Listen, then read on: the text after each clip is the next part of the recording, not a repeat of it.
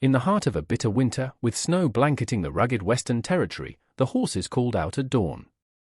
Their voices, sharp with hunger, echoed from the Kane ranch, but inside the house, Ronan Kane heard them only as a distant, fevered dream. Something was wrong. He tried to rise, but the room tilted violently, his body refusing to obey. Outside, the hay he'd thrown into the trough yesterday lay untouched. No one knew he was dying. The fever had seized him in the night, first with bone-deep chills that shook him awake in the darkness, then with a consuming fire. His skin burned, and his thoughts scattered like spooked cattle. He'd crawled toward the door before dawn, his mind fixed on the horses and their empty water buckets, but had collapsed halfway across the floor. Now he lay with his cheek pressed to the cold wood, listening to his animals cry out in distress. At first light, Mylin drove her wagon past the ranch on her way to town. The air was frigid, her breath pluming in white clouds. She had preparations to make. Christmas was only 3 days away. But the Kane place looked eerily still. No smoke curled from the chimney, no lantern glow warmed the windows. And the frantic, raw calls of the horses carried across the frozen morning air, a sound of pure desperation. Mylin's hands tightened on the reins. She could keep going. Ronan Kane was a capable, self-sufficient man who had made it clear he preferred his solitude. The whole county knew he'd shut himself away after his wife, Clara, died 2 years prior. But the horses screamed again, a sound that tore at her conscience. With a decisive tug, Mylin turned the wagon around. She approached the barn first. The door hung slightly ajar. Inside, 8 horses stamped and shifted restlessly. Their water buckets were bone dry, their troughs empty. Fear, cold and sharp, gripped her. She turned toward the house and knocked firmly on the shut door. No answer came. She tried the latch, it was unlocked. The interior of the house was as cold as the outdoors. The fire in the stove had burned down to embers. And there on the floor, between the bed and the door, lay Ronan Kane. Grace knelt beside him, pressing her fingers to his neck. His pulse was weak, but steady. His skin burned like hot coals. She struggled with his dead weight, half dragging him to the bed and covering him with every blanket she could find. His eyes flickered open, clouded with confusion, then a flash of recognition, followed by shame. The horses, he rasped, his voice a threadbare whisper. Clara would never. He tried to rise, but Mylin gently pressed him back down. The horses will be fed, she said firmly. You stay here. She stoked the fire until warmth began to creep back into the room, then ran for her wagon. The 20-minute ride to town felt like an eternity. She found Doc Hemlock in his office, and one look at her face had him grabbing his medical bag without a word. They arrived back at the ranch just past noon. The doctor's examination was swift and efficient. Severe fever, he announced, his face grim. Could be pneumonia. He needs at least 3 or 4 days of bed rest, and someone needs to watch him day and night. This ranch won't run itself. Ronan stirred, his voice thin. Can't ask anyone. You're not asking, Mylin stated, her tone leaving no room for argument. I'm offering. Doc Hemlock looked at her, his expression a mixture of concern and understanding. Mrs. Lynn, this is a considerable undertaking. Feeding those horses, mucking the stalls, not to mention watching him around the clock. And you know how people in this town talk. Mylin met his gaze without flinching. Let them talk. Animals can't wait for gossip to end. The doctor nodded slowly. I'll check back tomorrow. Send word if he worsens. After he left, Mylin stood in the doorway, the barn with its 8 pleading horses before her, and the helpless, fevered man behind her. She looked down the road toward her own small, empty cabin on the horizon, then at the pitchfork leaning against the barn wall. The choice was already made. She picked it up and went to work. As the sun bled red across the winter clouds, Mylin fed the grateful, starving horses. She filled their water buckets from the pump, her hands aching from the biting cold. In the distance, she could see lamplight in other farmhouses, where families were preparing for Christmas. She was here, alone, choosing this task. When the horses were settled, she returned to the house. Ronan was tangled in his blankets, his face flushed. She replaced the cool cloth on his forehead and added wood to the fire. As she worked, memories of her own husband, gone for years now, surfaced. That first terrible winter of widowhood, she'd thought the loneliness might kill her. But the town had carried her through it. Quiet, practical acts of mercy had helped her stand again. She'd learned then that mercy can't be repaid, only passed forward. Ronan muttered in his sleep. Clara! Couldn't save her, My Lin understood. He had lost his wife, just as she had lost her husband. But where she had let the community in, he had built walls, choosing isolation. It might have felt safer, but it wasn't living. The next morning, December 23rd, My Lin returned at dawn. The horses nickered in recognition. She fed them, cleaned their stalls, and checked their water, establishing a rhythm. When she entered the house, she found Ronan conscious, his eyes following her as she moved. Why? He asked, his voice cracked and barely audible. She brought him a cup of water, helping him drink. Because you needed help. Don't know me. I know your horses were hungry, she said simply. That's enough. On her way back to her cabin, a buggy slowed as it passed. Agnes Gable and Prudence Finch stared with sharp, judging eyes. They didn't wave. My Lin felt their disapproval like a cold wind. That evening, another buggy passed, its occupant peering toward the house with undisguised curiosity. By tomorrow, the whole town would be whispering. The gossip would be especially pointed, she knew, because she was a Chinese widow, an outsider in their tight-knit community. Standing at Ronan's window, watching the distant lights, My Lin felt a pang of doubt. She could stop now. A hired man could take over. Through the glass, she saw her own reflection of a widow, still young enough for judgment to sting, her reputation fragile. But then she walked back to the barn and lit the lamp. Inside the house, Ronan watched her light move through the darkness, steady, faithful, returning. For the first time in 2 years, he didn't feel entirely alone. And for the first time in longer than that, he was afraid of what that feeling meant. By the fourth morning, the routine was familiar, and she knew the horses by name. The bay mare with the white star, Duchess. The old gelding, General. The fiery young stallion, Blaze. Ronan had named them like family, and now she cared for them as if they were her own. That morning, Ronan was lucid. He watched through the window as she carried fresh hay to the barn, her movements efficient and practiced. When she came inside, he tried again. Why are you doing this? My Lin hung her coat by the door. Because it needs doing. That's not an answer. She met his gaze.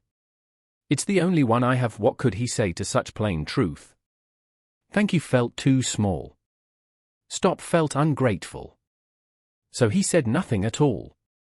That afternoon, Prudence Finch arrived with a basket of Christmas cookies, her voice as sweet as honey laced with thorns. My goodness, Mrs. Lin, she said, finding My Lin mucking a stall. You've taken on quite a burden. Surely Doc Hemlock could find a hired man. It seems hardly appropriate for a woman in your situation.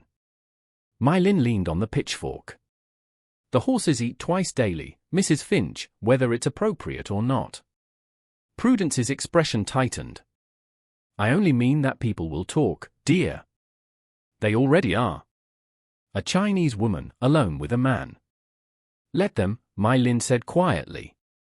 I've survived worse than gossip. After Prudence left, My Lin sat on a hay bale, exhausted not by the work, but by the weight of what this was costing her. Her reputation, carefully maintained, was being shredded with each visit. That evening, Ronan overheard her dealing with another concerned visitor. When she came inside to check his fever, he spoke. You should stop coming. She paused, a damp cloth in her hand. Because people are talking. I know it bothers you. Yes, she admitted, placing the cloth on his forehead. But it doesn't stop me. Why not? She looked at him then, truly saw the guilt and shame in his eyes. Because doing the right thing sometimes costs, she said softly. That's what makes it right. I'm not worth this. That's not your decision to make, she replied. It's mine. And I've made it. On the 6th morning, Ronan tried to walk. He made it 3 steps before his legs buckled. My Lin caught him, his weight solid and real. For a moment, they stood frozen, his arm around her shoulders, her hand steadying him. The moment passed, but something had shifted. I'm useless, he said, breathing hard as she helped him back to the bed. His voice was laced with 2 years of accumulated bitterness. After Clara died, I told myself I'd never need anyone again. Seemed easier. Safer. My Lin sat in the chair beside him. When my husband died, I tried that, too. If the town hadn't helped me, that first winter would have killed me. One of the women who brought me soup finally told me, "Child, you can't repay mercy backward. You can only pass it forward." Ronan absorbed this. So I'm the forward. You're the person who needs it now, she said. Someday, you'll pass it on to someone else. That's how we survive out here. The town thinks he started, unable to finish. I know what they think, she said, her voice steady. And yes, it bothers me. But bothered isn't the same as wrong. I know what I'm doing and why. Let them think what they want. When she returned to collect her coat that evening, Ronan said her name. My Lin, she paused at the door. Thank you. The words felt small, inadequate for the depth of his gratitude. Her expression softened. You're welcome. After she left, he noticed her scarf draped over a chair. He picked it up, the soft wool carrying the faint scent of hay, lamp oil, and something indefinably her. He pressed it to his face and let himself feel the hope he'd been fighting. Tomorrow was Christmas Eve. He had to be strong enough to tell her that she'd become necessary. They arrived on Christmas Eve morning like a delegation, 3 buggies, a casserole, and 6 righteous eyes. Agnes Gable knocked, her expression carefully concerned. Mrs. Lin, she said, her voice dripping with false sweetness. We've come to check on poor Mr. Kane. My Lin stepped aside, her stomach tight. The women swept through the house, their eyes cataloguing every detail, the bread rising on the counter, My Lin's coat on the peg. How? Domestic, Prudence observed. We think it's time to arrange proper care, Agnes announced. A hired man from town. Or perhaps a young boy. It would be more appropriate. Mr. Kane is recovering, My Lin said, her voice level. I see no reason to change arrangements. Surely you understand how this looks, Prudence insisted. A young widow, and a foreigner at that, spending her days alone with a single man. It reflects poorly on you both. From the bedroom, Ronan heard every word, his hands clenched in the blankets. Rage and shame warred within him. He should send her away, protect her. It was the honorable thing to do. But he couldn't bear the thought of her leaving. The women finally left. Grace went to the barn and sat on a hay bale, the horses shifting around her. For the first time, doubt crept in. Was she helping Ronan, or harming them both? The barn door opened.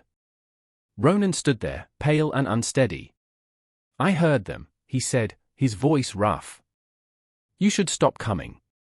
I'm well enough to manage.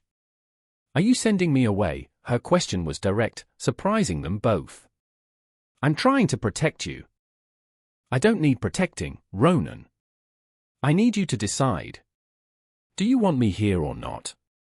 The question hung between them. He wanted to say yes, to tell her she had become the lamplight in his darkness. But saying yes meant admitting his need, a vulnerability he had sworn off forever.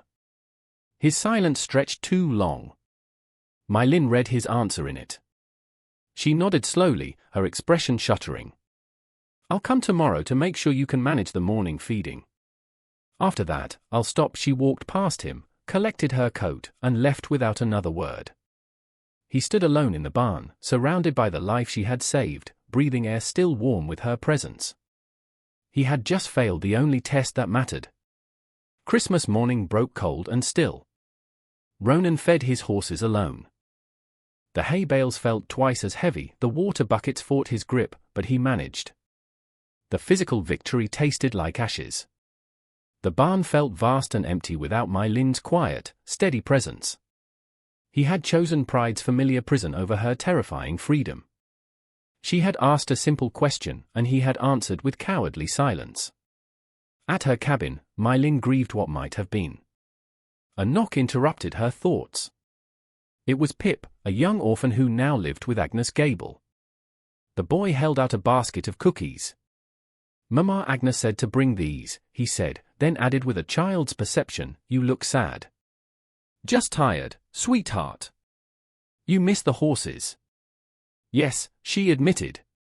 "I miss the horses." Pip stepped inside.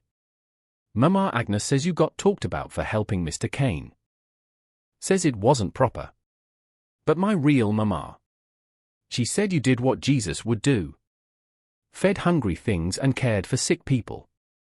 She said that's what Christmas is." My Lin's throat tightened. "Your mama was right."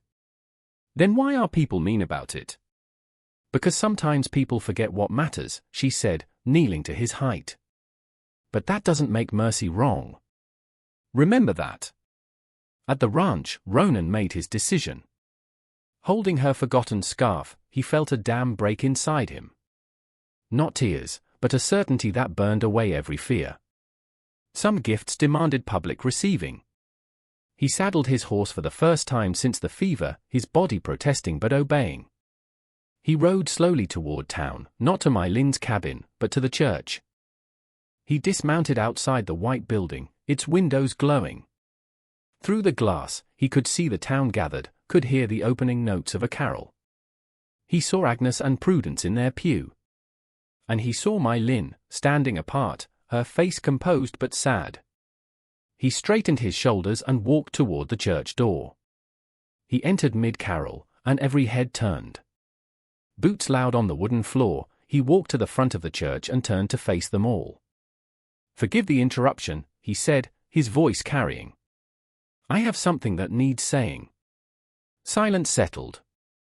"A week ago, I fell ill," Ronan began. "My horses went hungry while I lay too weak to help them. Mrs. Lin found me. She didn't wait for an invitation. She just came." He could see the color rising in My Lin's cheeks. "Every morning and evening for 7 days, she fed my horses, tended my fire, and kept my ranch from falling apart. She did it knowing you'd talk." He looked directly at the town gossips. "I heard some of you had concerns about appearances. I want to be clear. Mrs. Lin showed me more Christian charity in 7 days than I've shown this town in 2 years. If anyone's reputation should be questioned, it's mine." His voice roughened with emotion. "That's not scandal, friends. That's Christmas made flesh. That's mercy arriving when we don't deserve it." Finally, he looked directly at My Lin, her eyes shining with unshed tears. "My Lin," he said, her name a prayer. "Yesterday, you asked if I wanted you there. I was too afraid to answer. I'm answering now, in front of witnesses. Yes. Not just for the horses. Not just until I'm well. Yes. To tomorrow and every day after, if you'll still have a stubborn fool who needed a fever to see what was right in front of him." The church was utterly silent. Then, My Lin walked forward, crossing the space between them. She stopped close enough for him to see the tears tracking down her cheeks. "Your horses are family now, Ronan," she said, her voice soft but clear. "So are you." She placed her hand in his. The church erupted, not in scandal, but in joy. Agnes Gable walked to My Lin and took her other hand. "Welcome, My Lin," she said, and this time, she meant it. Truly, welcome. The judgment had broken like a fever. Christmas morning broke clear and cold. My Lin arrived at the ranch at dawn, not to work, but to be. They fed the horses together, moving with a careful attention, learning the dance of a shared space. Neighbors arrived with greetings and food, their doubts forgotten. Evening fell, soft and early. They stood in the barn one last time, surrounded by the gentle breath of horses and the smell of hay. My Lin's lamp now hung on its hook, a permanent fixture. "Thank you for feeding my horses," Ronan said, taking her hand. My Lin smiled. "Thank you for letting me stay." They walked toward the house together, their footprints side by side in the fresh snow. Through the window, a single lamp glowed, no longer the cold light of isolation, but the bright, steady warmth of home.